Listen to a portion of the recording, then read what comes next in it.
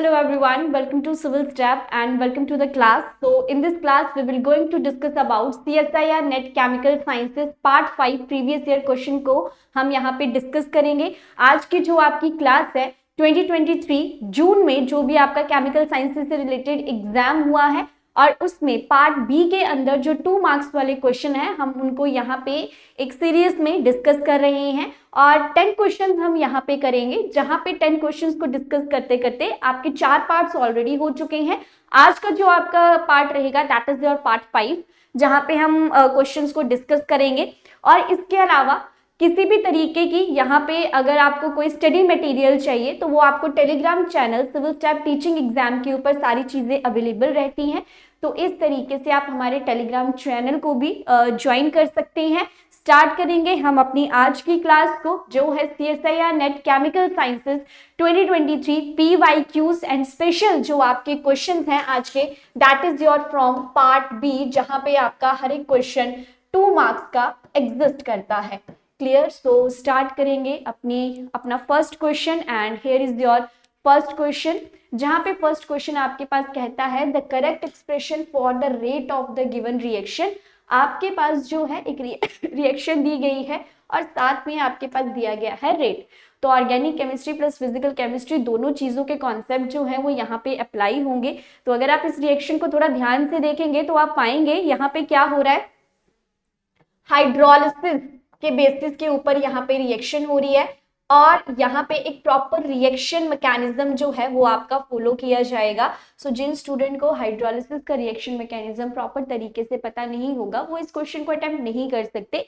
Somehow this is lengthy bit also, तो हो सकता है कि बहुत सारे बच्चों ने इसे यहाँ पे स्किप भी किया हो क्वेश्चन का, लेकिन अगर मैं एक जर्नल वे में बात करूं तो यहाँ पे आपके पास ऑप्शन 3 सही रहेगा, क्योंकि हम यहाँ पे OH के 2 आयंस का यूज करेंगे। दैट इज वाई आपको यहाँ पे 2+1 third order reaction, that means कि ऑप्शन 3 यहाँ पे क्या है, बिल्कुल सही आंसर देखने को मिलेगा, क्योंकि एक कीटोन तो आपके पास प्रेजेंट है ही है, लेकिन जो आपके पास यहाँ पे रिएजेंट्स है उसमें आपके पास बेस का यूज हो रहा है दैट इज OH आयंस का। तो यहाँ पे आप देखेंगे कि 2 OH आयंस का यहाँ पे आप यूज करेंगे और इसी बेसिस के ऊपर यहाँ पे ऑप्शन 3 सही रहेगा।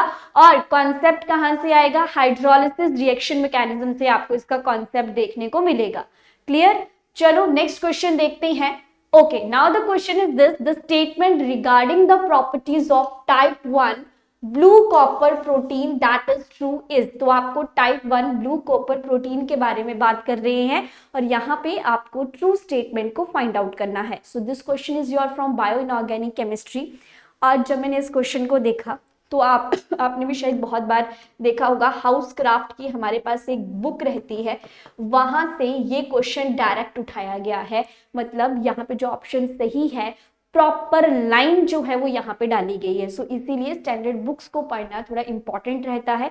अगर आपके पास नोट स्टैंडर्ड बुक्स से हैं तो क्वेश्चन को अटेम्प्ट करना इजी रहता है। क्लियर? तो यहाँ पे फर्स्ट स्टेटमेंट कहती है the copper 2 centre is bound to histidine and cysteine amino acids only. Next है कि जब आप इसका EPR स्पेक्ट्रम के बारे में देखते हैं, the A value in blue copper protein is greater than the A value of free copper 2 ions. And next है कि एक इंटेंस एब्जॉर्प्शन बैंड आपको देखने को मिलता है electronic spectrum at lambda maximum is equals to 600 nanometer and epsilon maximum 100 times greater than the Emax of aqueous copper 2 ion. And the next one is it exist as a pair of copper 2 centre. So यहाँ पे direct था ये option 3, यहाँ पे क्या रहेगा, बिल्कुल सही रहेगा। Now I give you the reference. तो ये स्क्रीनशॉट मैंने लिया है, हाउस क्राफ्ट की बुक है, वहां से बायो इनऑर्गेनिक का चैप्टर है। और यहाँ पे अगर आप ध्यान से देखें तो देखो, type 1 centre is characterised by the intense absorption in the electronic spectrum with lambda maximum is equals to 600 nanometer and epsilon maximum 100 times greater than the aqueous copper 2 positive। तो ये पूरी की पूरी लाइन एज अ स्टेटमेंट यहाँ पे रखी गई है। सो यहीं से हमें ये चीज पता चली थी कि ऑप्शन 3 यहाँ पे क्या है, बिल्कुल सही आंसर है। क्लियर? सो इस तरीके से यहाँ पे क्या होता है, the absorption is assigned to charge transfer from a cysteine ligand to copper 2 positive. That means कि सिस्टीन होता है, हिस्टीन के बारे में यहाँ पे कोई बात नहीं की जा रही है, और in the EPR spectrum Cu2 positive has 1 unpaired electron. Narrow hyperfine splitting जो है वो यहाँ पे आपको ऑब्जर्व होते हुए देखने को मिलेगी। क्लियर? सो इस तरीके से I can say that option 3 is the right one. और यहां से एक बात हमें ये भी पता चल गई कि स्टैंडर्ड बुक से मैक्सिमम टाइम्स आपको क्वेश्चंस देखने को मिलते हैं। Clear? So this is all about this question. Now move to the next question, that is your question number 3। अब यहाँ पे क्या कहा जा रहा है, in the solid state methyl lithium is tetrameric and has the lithium four core. The correct statement about the structure and bonding in methyl lithium is, तो सबसे पहले तो हम एक क्यूब को ड्रॉ करते हैं, क्लियर, इस तरीके से। फिर उसके बाद देखते हैं कि विद स्टेटमेंट हमसे यहाँ पे किस चीज के बारे में पूछा जा रहा है। तो अकॉर्डिंग टू द क्वेश्चन आप यहाँ पे पाएंगे कि जो लिथियम है वो आपके पास है अल्टरनेट पोजीशन पे, तो एक लिथियम यहाँ आएगा। सेकेंड लिथियम की अगर मैं यहाँ पे बात करूं तो वो आपके पास आएगा हेयर, दैट इज यहाँ पे भी लिथियम है, यहाँ पर भी लिथियम है और यहाँ पर भी लिथियम है। और जो बाकी के आपके पास बचे वहां पे क्या आ जाएगा आपका मिथाइल CH3 और यहाँ पर भी क्या आ जाएगा CH3। तो ये एक प्रॉपर स्ट्रक्चर हमारे पास बन गया। अब हम देखेंगे कि यहाँ पे स्टेटमेंट को पढ़ते हैं और हमसे क्वेश्चन में क्या पूछा गया था, करेक्ट स्टेटमेंट के बारे में बात की जा रही है। फर्स्ट स्टेटमेंट कहती है each methyl ion is bridging between 2 lithium centre via 3 centre 2 electron bonding. सबसे पहली बात की वो कह रहा है कि हर एक मिथाइल आयन जो है वो सिर्फ 2 लिथियम से घिरा हुआ है, लेकिन अगर आप यहाँ पे ध्यान से देखेंगे तो मान लो ये CH3 है 1, एक ये है, सेकंड आपके पास ये है, एक आपके पास 3 है। तो दैट मीन्स कि यहाँ पे आपके पास क्या होने चाहिए थे, 3 लिथियम सेंटर्स होने चाहिए थे। सो ऑप्शन 1 आपके पास क्या आएगा, गलत आएगा। क्लियर? नेक्स्ट स्टेटमेंट पढ़ते हैं, each methyl ion binds to 3 lithium centre. अब यहां तक तो ये स्टेटमेंट सही है। नेक्स्ट देखते हैं वाया 4 सेंटर 2 इलेक्ट्रॉन्स बॉन्डिंग। तो अगर मैं यहाँ पे 4 सेंटर्स की बात करती हूं तो आप पाएंगे this is your first centre, this is your second centre, this is your third centre and this is your fourth centre. Clear? तो 4 सेंटर तो हमारे पास हो जाएंगे और 2 इलेक्ट्रॉन्स भी हमें यहां से मिल जाएंगे लिथियम से और मिथाइल से। सो आई कैन से दैट कि यहाँ पे ऑप्शन 2 आपका क्या है, सही है। क्लियर? बाकी की स्टेटमेंट्स भी देखते हैं कि क्या यहाँ पे 2 सेंटर 2 इलेक्ट्रॉन है, बिल्कुल भी नहीं है। Each methyl anion is terminally bound to each lithium centre. तो टर्मिनली तो आपको यहाँ पे कोई चीज देखने को नहीं मिल रही है। So that is why option 2 यहाँ पे क्या रहेगा, बिल्कुल सही आंसर रहेगा। क्लियर? सो आई होप कि ये क्वेश्चन आपको क्लियर हो गया हो। You just have to draw the methyl lithium tetrameric structure, जहां पे हर एक मिथाइल 3 लिथियम आयन से घिरा हुआ है और 4 सेंटर 2 इलेक्ट्रॉन सिस्टम यहाँ पे एग्जिस्ट करेगा। क्लियर? चल नेक्स्ट क्वेश्चन देखते हैं कि क्वेश्चन नंबर 4 यहाँ पे क्या कहता है। ठीक, so this question is from your polymers और वहां से हमें श्योर रहता है कि आपको एक न्यूमेरिकल तो देखने को मिलेगा। A particular sample of polymer has 100 chain with molecular weight 1000, 200 chain के लिए मॉलिक्यूलर वेट है 10,000 और 200 चेन के लिए जो है वो आपके पास आगे क्या है 100K है। ठीक है, the poly dispersity of the sample is, पहली बात की आपको क्या फाइंड आउट करना है, you have to find out PDI। ठीक है, और हमें इसका फॉर्मूला पता है, that is MW bar over MN bar. Clear? और अगर मैं यहाँ पे एक प्रॉपर उसकी बात करूँ तो हमारे पास क्या है, एक Ni है और एक हमारे पास क्या है, Mi है। अगर यहाँ पे बात करी जाए तो 100 चेन्स हैं सबसे पहले, फिर 200 चेन्स हैं एंड देन फिर 200 चेन है। तो इस तरीके से समेशन ऑफ Ni अगर मैं यहाँ पे फाइंड आउट करूंगी तो मेरे पास कितना आ जाएगा, 500 आ जाएगा। तो एक काम तो मेरे पास खत्म हो गया। क्लियर? अब मैं यहाँ पे लिखूंगी इसके मॉलिक्यूलर वेट कितने कितने थे, तो यहाँ पे था 1K, आगे कितना था, कितना था 200 चेन के लिए, अच्छा 1K हो गया। नेक्स्ट था आपके पास 100K, ठीक है, और नेक्स्ट आपके पास क्या था, sorry it's not 100, it's 10K। Okay, क्योंकि यहाँ पे कितना था 10,000 था, तो दैट मीन्स कि यहाँ पे आ जाएगा 10K और नेक्स्ट आपके पास आ जाएगा 100K। अगर मैं अब यहाँ पे बैक टू द फॉर्मूला की तरफ जाऊं तो मैं इसको किस तरीके से लिख सकती हूँ, हम पहले वो देखेंगे। तो यहाँ पे फॉर्मूला बनेगा समेशन ऑफ NI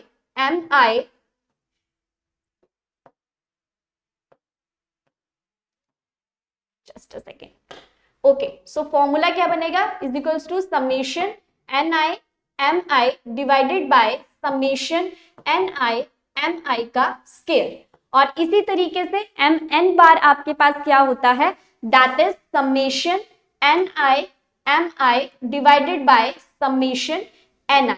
तो अगर आप इसे पूरा कैलकुलेट करके लिखेंगे तो पॉली डाइवर्सिटी इंडेक्स जो है, पॉली डिस्पर्सिटी जो इंडेक्स है वो आपके पास क्या बन जाएगा, summation NI into summation NI का स्केयर, और नीचे आपके पास यहाँ पे क्या आ जाएगा, दैट इज समेशन NI का whole square. So now you have to just put the values here, और जब आप यहाँ पे वैल्यूज को पुट करोगे तो आपके पास जो है वो आंसर निकल के आ जाएगा। I know that this is little bit lengthy explanation है यहाँ पे, बट यहाँ पे आपको सिर्फ यहाँ पे वैल्यूज को पुट करना है। और अगर जब मैंने इन वैल्यूज को फाइंड आउट किया था तो हमारे पास आ गया था 500 इंटू, और जब NI स्केयर की वैल्यू को फाइंड आउट किया गया it will become 10 square into 20202 के होल स्केयर।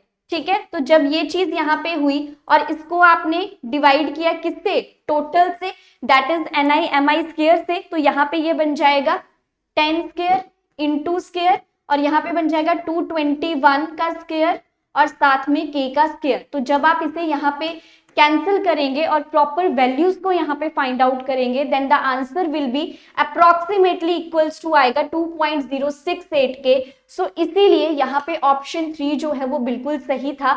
ये क्वेश्चंस हम नॉर्मल जब अपनी क्लासेस पढ़ते हैं उसमें भी हम ट्राई करते हैं, क्योंकि पॉली डिस्पर्सिटी से रिलेटेड क्वेश्चन आपको देखने को मिलेगा, क्लियर, जहां पे आपके पास डायरेक्ट फॉर्मूला का यूज किया जाता है। Now the next question, that is your question number 5। Question number 5 क्या है, acetone undergoes photo dissociation upon absorption of 330 nanometre light, exposure of a gaseous sample of acetone to a radiant power of 20 megawatt at 330 nanometer for a period of 3 hours result in the photo dissociation of 75 micromole of acetone. The quantum for the photo dissociation assuming all the light absorbed is, photochemistry से related है। Stark Einstein effect के बारे में आपने पढ़ा है कि अगर आपके पास एक फोटोन है तो वो उतनी ही लाइट को आपके पास जो है वो एब्जॉर्ब करेगा, क्लियर। तो अगर मैं यहाँ पे सबसे पहले मैं आंसर बता देती हूँ, यहाँ पे ऑप्शन 2 आपके पास सही है, बट ये किस तरीके से आया है अब हम वो डिस्कस करेंगे। तो देखो, this is based on your Stark Einstein law के ऊपर ये आपका डिपेंड करता है, जहां पे ये कहता है दिस लॉ स्टेट्स दैट कि सिंगल मॉलिक्यूल जो है वो सिंगल फोटोन को ही एब्जॉर्ब करता है, जिसकी वजह से सिंगल एम स्टार की प्रोडक्शन होती है और वो आगे प्रोडक्ट्स की फॉर्मेशन करता है। और यहाँ पे आपके पास सिंगल फोटोकेमिकल स्टेप ही एग्जिस्ट करेगा। फॉर एग्जाम्पल, हमसे यहाँ पे क्वेश्चन में क्वांटम यील्ड के बारे में पूछा गया है। क्वांटम यील्ड आपके पास होता है number of reactant molecules divided by number of photons absorb, या फिर मैं इसके दूसरे मोल्स की फॉर्म में अगर इसके फॉर्मूला की बात करूं, then phi is equals to energy absorb by energy of one photon देखने को मिलेगा। अब करते हैं बात किस तरीके से हुआ है। तो हमारे पास एब्जॉर्प्शन वेवलेंथ 300 नैनोमीटर दी गई है और पावर जो है वो 20 मेगावाट। तो यहां से मेगावाट को आप चेंज कर लेंगे जूल सेकेंड में, then 20 into 10⁻³ watt, 1 watt is equals to 1 joule second inverse. तो यहाँ पे बन गया 20 इंटू 10⁻³ टाइम 3 आवर्स सेकेंड में कन्वर्ट कर लोगे, 10800 सेकेंड्स आपको देखने को मिल जाएगा। एनर्जी निकालोगे, that is power into T, 216 joule आपके पास रहेगा। Now you have to find out energy of 1 mole photon when 300 nanometer of light is absorbed. तो E is equals to hc by lambda, h is equals to what, Planck's constant 6.6 into 10⁻⁻34, c की value 3 into 10⁻8 रहती है, साथ में Avogadro number से multiply होगा और lambda की वैल्यू आपके सामने दे रखी है, तो 4 into 10⁻5 जूल पर मोल रहेगा। इसी तरीके से number of moles of photon used, की कितने फोटोन्स यूज किए गए हैं। तो यहाँ पे जब आप इस चीज को कैलकुलेट करके आंसर निकालोगे तो आपके पास इतने मोल आ जाएंगे। अब आपको फिल करना है क्वांटम यील्ड वाले फॉर्मूला में। तो रिएक्टेंट्स ये आपके पास गिवन था, दैट इज 75 माइक्रो मोल, और उसको डिवाइड कर दिया कि जितने आपके मोल ऑफ फोटोन्स यूज्ड हुए थे, and when you calculate this 1.26 into 10⁻⁻⁻1 आपके पास देखने को मिलेगा। क्लियर? सो लिटिल बिट कहीं ना कहीं थोड़ी लेंथी कैलकुलेशन थी, बट अगर आपको फॉर्मूला का यहाँ पे पता था सो आसानी से ये क्वेश्चन हो सकता था। Clear? So this is all about this question. Now move to the next part. Okay, consider the following reaction scheme and the related statement. जहां पे ये कहता है कि बोरोन फ्लोराइड है, अगर आप उसको डिस्प्रपोर्शनेशन करते हैं तो वहां पे Br2 प्लस एक X फॉर्म होगा जिसके बारे में भी हमें पता नहीं है, और उसकी टी शेप होगी। और जब इसी X की सेल्फ आयनाइजेशन करी जाएगी तो वहां पे केटाइन और एनाइन की फॉर्मेशन होगी। तो अगर मैं यहाँ पे फर्स्ट स्टेप देखूं, आपके पास क्या है, ब्रोमीन फ्लोराइड है, और जब ये चैप्टर पढ़ाया जाता है ना, स्पेशल कहा जाता है कि ब्रोमीन से रिलेटेड कंपाउंड्स को स्टडी कर लो। ये भी एक टाइप का डायरेक्ट क्वेश्चन था, हाउसक्राफ्ट की बुक में भी ये क्वेश्चन आपके पास दिया गया है और एज इट इज क्वेश्चन उठा के डाला गया है। तो यहाँ पे जब आप इसकी करोगे डिस्प्रपोर्शनेशन रिएक्शन तो आपके पास फॉर्म होगा Br2 ऑलरेडी है, साथ में BrF3 की फॉर्मेशन देखने को मिलेगी। अगर मैं अब यहाँ पे BrF3 की बात करूं तो इसका जो स्ट्रक्चर है वो आपको इस तरीके से देखने को मिलेगा, which is known as the T shape structure.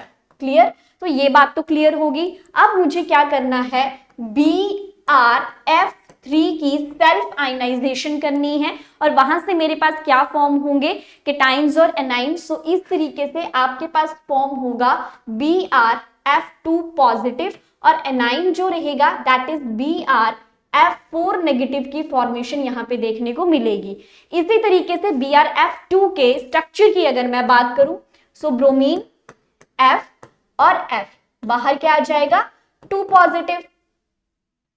ठीक है, यहाँ पे क्या आ जाएगा, sorry not 2 positive, it is positive. ठीक, और ये शेप आपके पास कैसी है, बेंड शेप है। और इसी तरीके से BrF4 नेगेटिव की बात करूं तो यहाँ पे F F F F और 2 आ जाएंगे lone pair. So this is what, square planar shape ये कहलाएगी।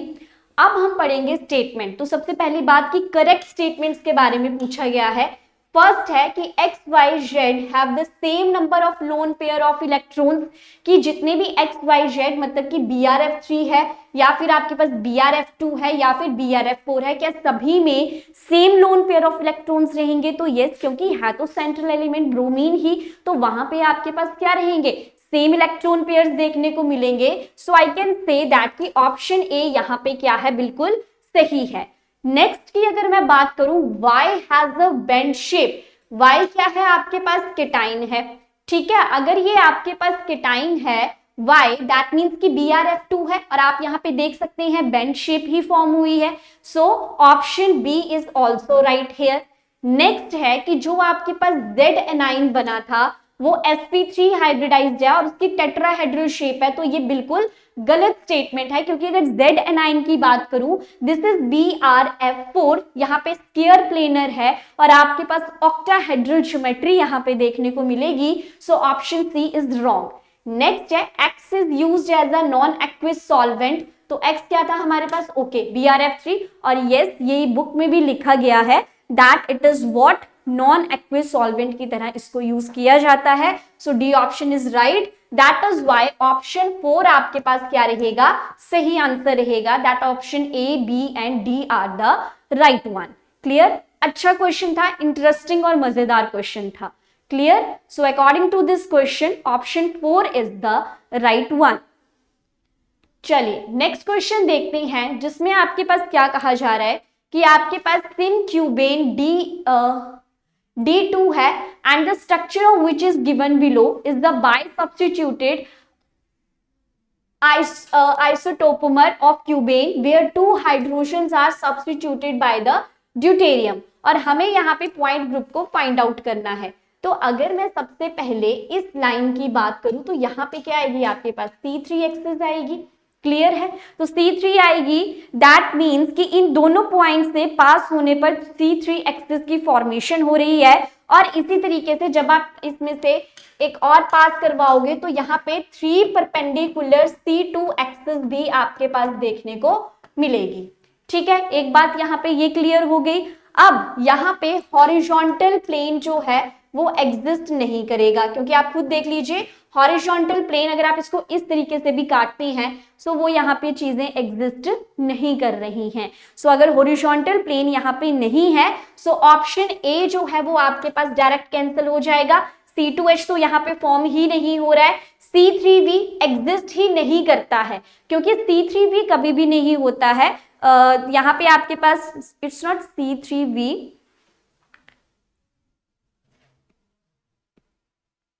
हाँ C3V नहीं रहता है, क्योंकि यहाँ पे आपके पास हमेशा DNH या फिर आपके पास क्या रहेगा DND या फिर आपके पास DN की फॉर्मेशन देखने को मिलेगी। तो क्योंकि यहाँ पे 3 C2 एक्सिस थी और एक C3 एक्सिस थी, that is why here the right answer is what, option 2 आपके पास क्या रहेगा, सही रहेगा। देखो कैसे पता चला हमें, एक तो ये था कि C3 एक्सिस थी, ठीक है। हॉरिजॉन्टली जब आप इसको करेंगे क्यूबिकल सिस्टम को बॉडी डायगोनल के अराउंड तो वहां पे क्या होगा, हॉरिजॉन्टल प्लेन नहीं आएगा। सो उस तरीके से यहाँ पे आपके पास क्या हुआ, 3 C2 एक्सिस थी तो यहाँ से ये चीज तो कंफर्म थी कि D3 तो आएगा, क्लियर। अब C2H यहाँ पे एग्जिस्ट ही नहीं कर रहा है, C3V होता ही नहीं है, तो आपके पास रहा D3D।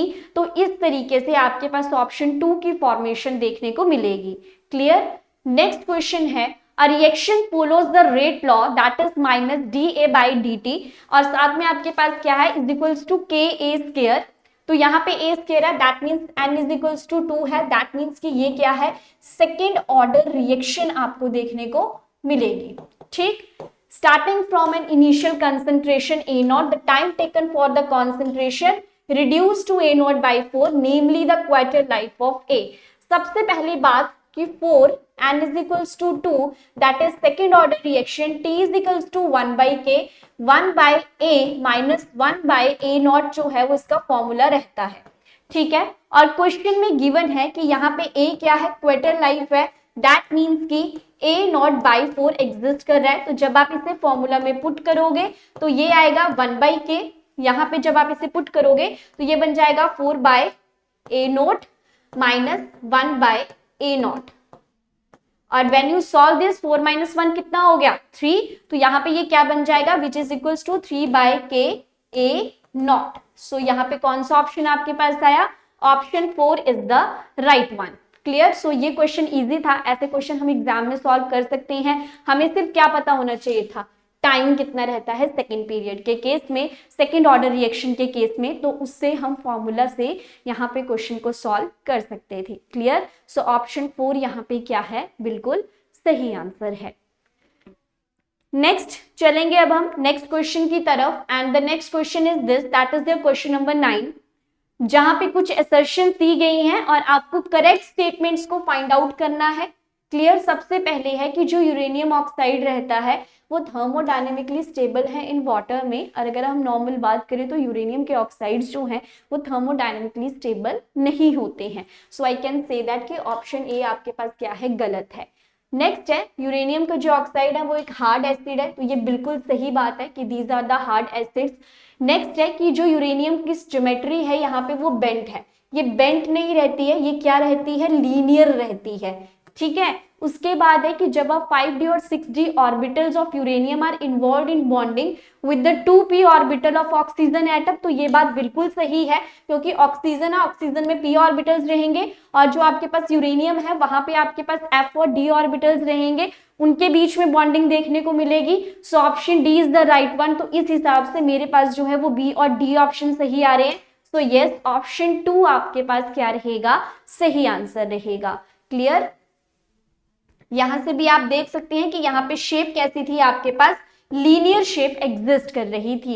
एक्सप्लेनेशन की बात करूं तो आप यहाँ पे देख सकते हैं कि जब भी आप रिडक्शन करते हैं तो ये सबसे पहले UO2 पॉजिटिव की फॉर्मेशन करता है, जो कि कहीं ना कहीं अनस्टेबल इन नेचर है। सो इसीलिए जो स्टेटमेंट 1 थी वो आपकी इनकरेक्ट थी। अगर यहाँ पे हार्ड एसिड की बात करी जाए तो yes it is hard and it forms more stable complexes with F negative ion than with the latter halides, इसीलिए जो बी ऑप्शन था वो करेक्ट था।